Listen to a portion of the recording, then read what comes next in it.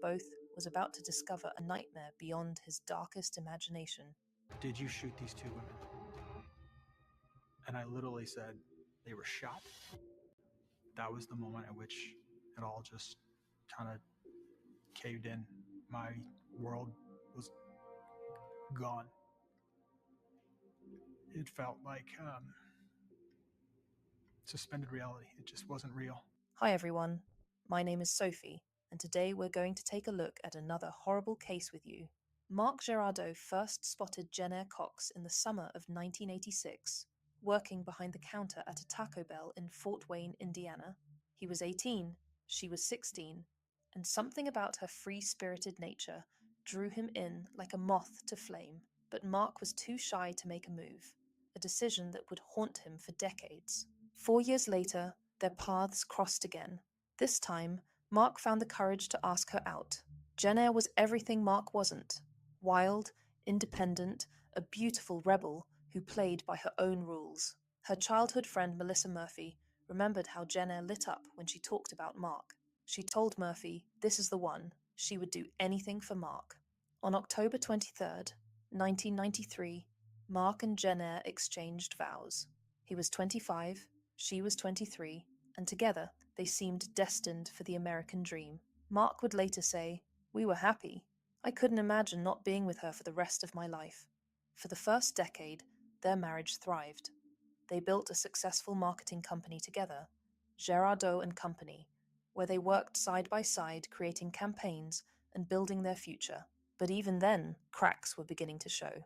Mark admitted their arguments could be epic, and that Jenna would always win because she was always going to have the last word. What Mark didn't realize was that Jenna's intense love would one day transform into something far more dangerous.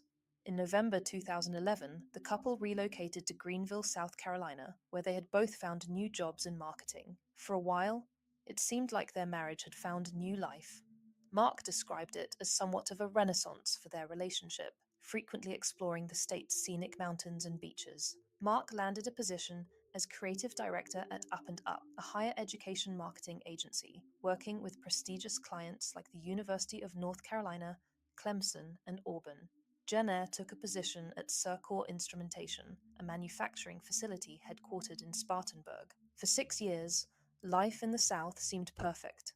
They bought a beautiful home, took romantic trips, and appeared to be living their best life. Photos from this time show the couple holding hands on beaches, posing with their beloved dog, looking like they had it all figured out. But paradise never lasts forever. By 2017, their renewed life in South Carolina came to a standstill. Jenna had been let go from her job and was having difficulty finding a new one. She lost confidence in herself, and the rejection began eating away at her spirit. And then came the opportunity that would change everything. Mark saw an opening at the University of Delaware for a creative director position in their marketing department. The supervisor would be Meredith Chapman, a rising star in university communications who had an impressive background working on Capitol Hill and as a former television reporter. Mark accepted the offer and moved to Wilmington, Delaware in November 2017, while Jennair stayed behind in South Carolina temporarily to lease their home. For the first time in their marriage, they would be living apart.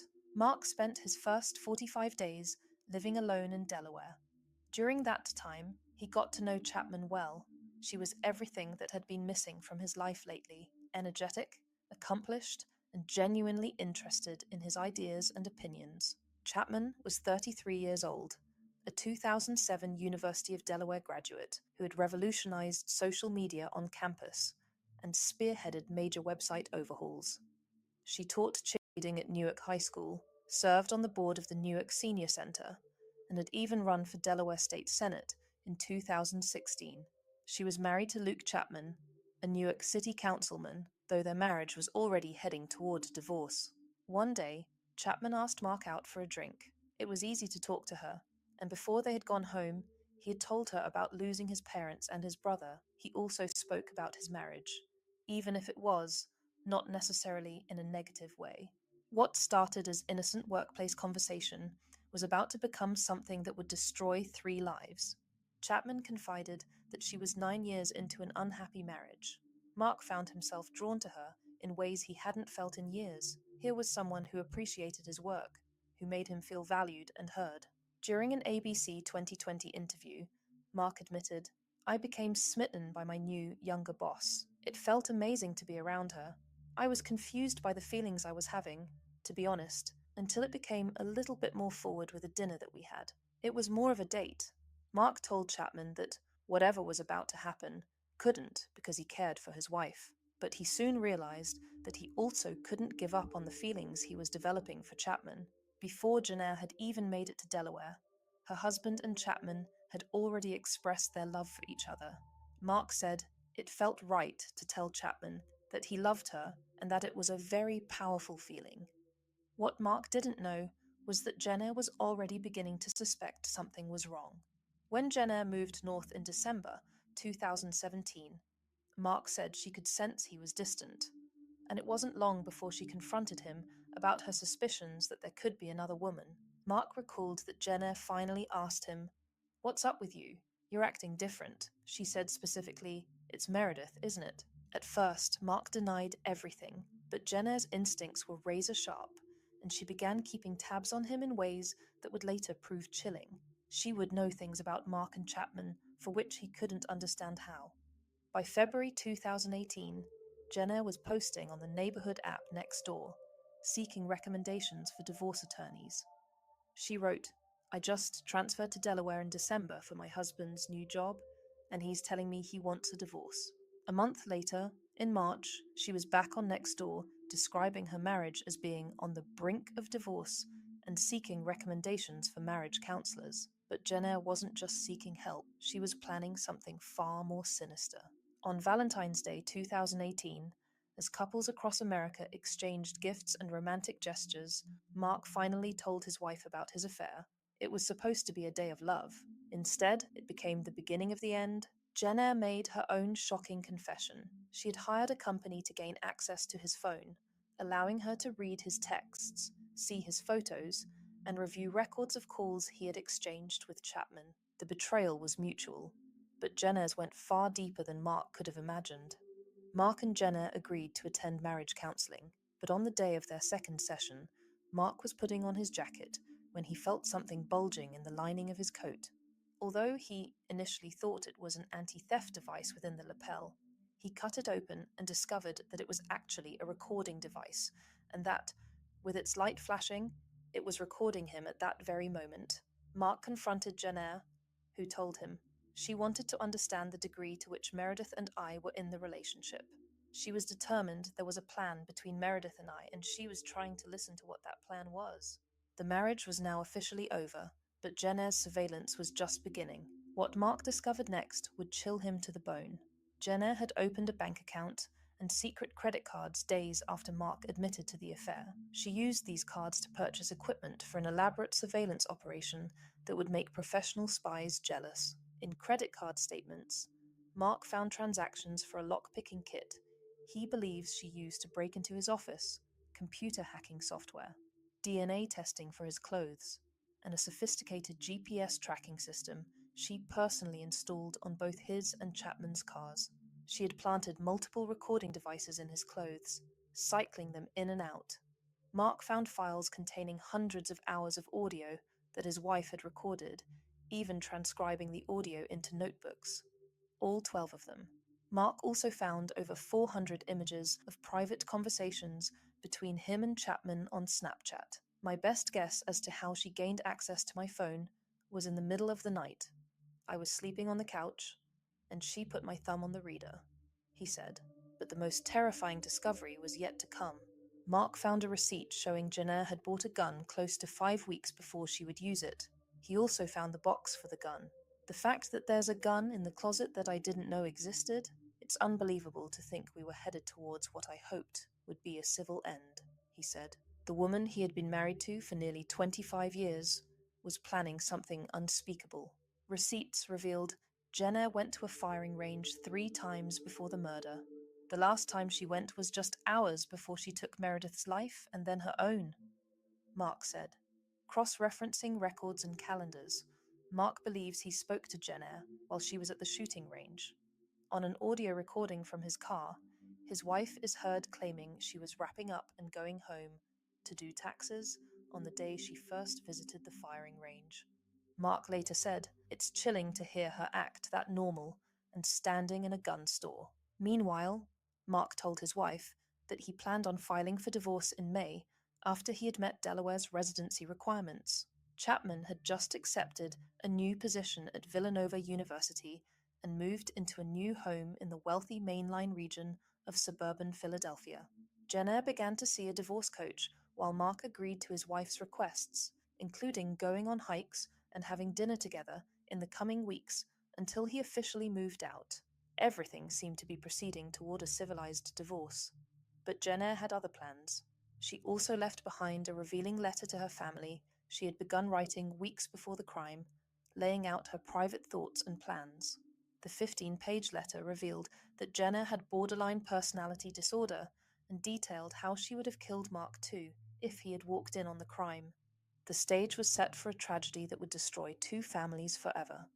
On the evening of April the 23rd, 2018, Mark was supposed to meet his wife for dinner so that they could discuss divorce arrangements. It seemed like a normal step toward ending their marriage amicably. But Jenna had other plans. In a series of text messages, Jenna told her husband that she would be late and then that she wouldn't be making it. She then sent more messages. She sent him a picture of trash with a condom in the middle, which made him believe she was sifting through Chapman's trash can outside her home. Then came 3 final texts. "You ruined my life. I hope you never find happiness." And "Bye, Mark." Meanwhile, miles away in Radnor Township, Pennsylvania, Jenner was putting her carefully crafted plan into motion. According to police, Jenner disguised herself by donning a wig and took a train from Delaware to Radnor. She had rented a black Cadillac XTS on April the 13th and had been in the area since at least 2:40 p.m., according to a receipt from a nearby gas station. She broke into Chapman's home, cleaning up the glass to disguise the break-in, and waited. Inside the rented Cadillac, police later found latex gloves, earplugs, binoculars, and ammunition. On Saturday, April the 21st, a neighbor had seen a woman with binoculars staring at Chapman's home, but ultimately did not alert police to the suspicious activity. As the sun began to set, Meredith Chapman was driving home from her new job at Villanova University, completely unaware that death was waiting for her. Around 7 p.m., Chapman returned home, and Jenner shot and killed her. Police said Jenner fired her weapon once at Chapman and then took her own life.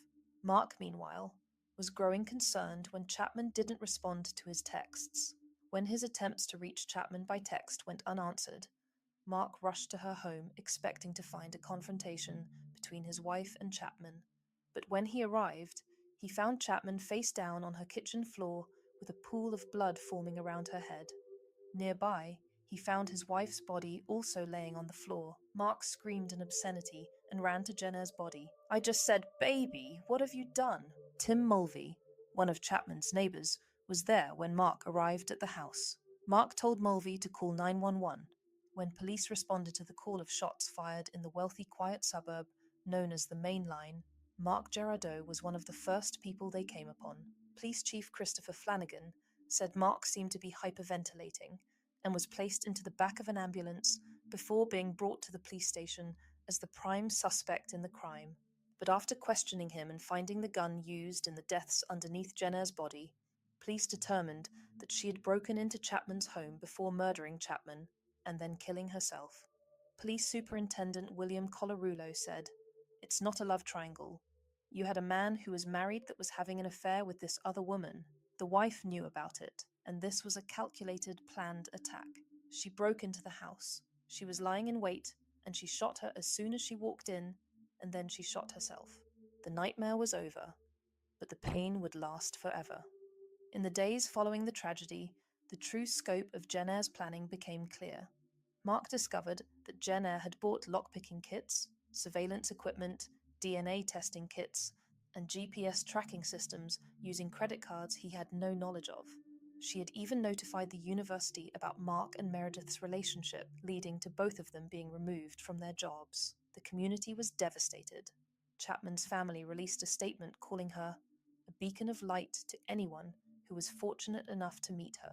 She loved her family fiercely, was a compassionate friend, and among the most talented and innovative professionals in her field. Delaware Senator Dave Sokola, who had run against Chapman in 2016, said, "I've always respected my opponents, and Meredith was certainly no exception. She was sharp, hard-working, and motivated by a sincere desire to serve her community. She was bound for great things, and it's tragic for that light to go out so soon." Jacqueline Fabricatore, a former student, said of Chapman, "She always encouraged her students to chase their dreams and made sure to help them along the way, even while she was out chasing her own. She was energetic, inspiring, and attentive." But what about Mark? How does someone recover from such unimaginable trauma? Mark left the Philadelphia region about a year after the shooting, unable to bear being in a place that held so many painful memories. He moved to Carlsbad, California, where he currently works as the founder and CEO of Intrepid Brand Consulting, based in Los Angeles. In 2019, Mark spoke to ABC's 2020 saying, "I broke her heart, and more than anything, out of all of this, my regret comes back to breaking her heart and making her feel like she had no other choice. I wish I wouldn't have hurt her because I loved her. I still love her. I wish I could take it back." Mark has since published a book called Irreparable 3 Lives, 2 Deaths, One Story That Has to Be Told. He believes that talking about what happened would help others who might be in similar situations. Now, living in a sparsely decorated home near the ocean in California and taking daily walks on the beach, he hopes that telling his story, the full version, as he calls it, will bring him peace. Mark said he has driven past Chapman's former home several times, and that doing so has helped him come to terms with what happened so that he can let it go. But the questions remain. Could this tragedy have been prevented? What warning signs were missed? The case of Mark and Jenna Gerardo serves as a chilling reminder of how quickly love can transform into something destructive and deadly. Dr. Judith Joseph, a psychiatrist who read Jenna's 15-page letter, revealed that it showed Jenna had borderline personality disorder, a mental health condition characterized by unstable moods, behavior, and relationships. Dr. Robbie Ludwig, a psychotherapist who studied the case, suggested that Jenna may have been pushed to kill Chapman and herself because losing the love of her life was something she could not tolerate. Ludwig explained, "In my opinion, there was something about listening in on the tapes that triggered rage and wound her up. It gave her the courage to know that she was right, that he was bad. I think at some point, when she gave up on her life and became suicidal, that's when she became her most dangerous. I get the sense that all of this was done to make him suffer. She was interested in being the judge and jury in this scenario of her own life and her husband's life."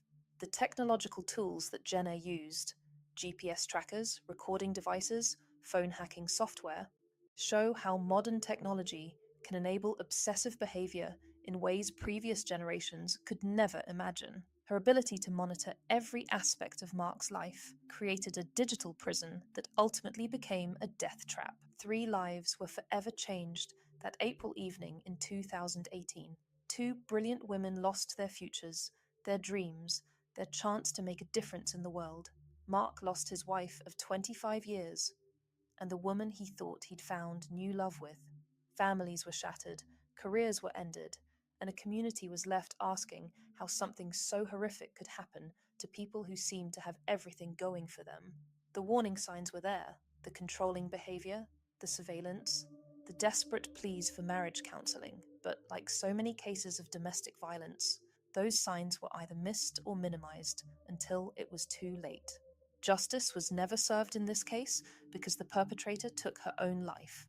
There was no trial, no verdict, no sense of closure for the families involved.